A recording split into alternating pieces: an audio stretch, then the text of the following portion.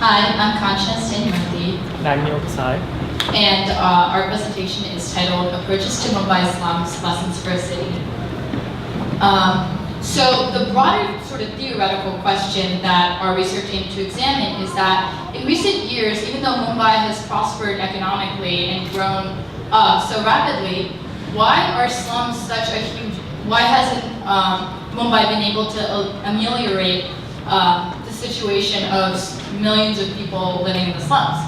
So to kind of concretely examine this, we traveled to Mumbai for 8 weeks to interview different government officials, NGO activists, scholars, and slum dwellers to better understand current slum policy being implemented in Mumbai and to determine how this policy could best be used to serve slum dwellers' needs. So what we found about slum policy in Mumbai was that it falls into two main categories. One is in situ, which means that slum dwellers are rehabilitated where they are. They get better roads, electric lines, water lines, everything else that normal citizens in the city expect where they're currently living. The alternative is relocation, which means that this government builds a high-rise, like the one you see in the picture, that has all those facilities that they need, but they need to be moved out of their homes and to these high-rises, which can mean moving to the next neighborhood or moving 2 hours away.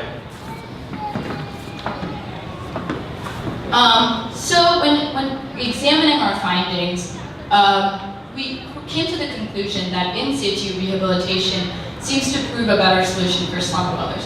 Just to go into one aspect of it, when you're looking at relocation-based policies, slum dwellers are often moved to the outskirts of the city, creating a sort of ghettoization of Mumbai. Right now, even though slums are arguably of very poor sanitation and lacking a lot of amenities, Mumbai is very mixed income in that the poor are located really close to the rich, even on the richest neighborhoods in the city.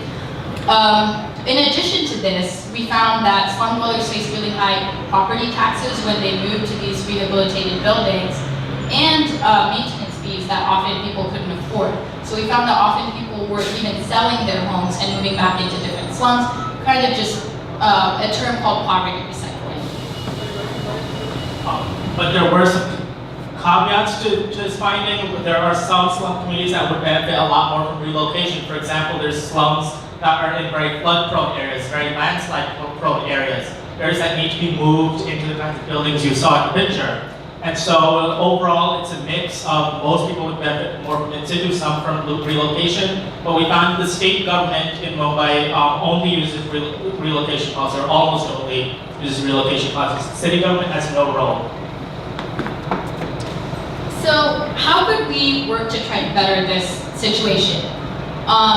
In our paper, we argued that decentralization could prove the best solution. Because right now, slum policy is implemented by the state of Maharashtra. So decentralization would really be the best option for Mumbai. Unfortunately, we don't think this is going to happen in the near future. Thank you.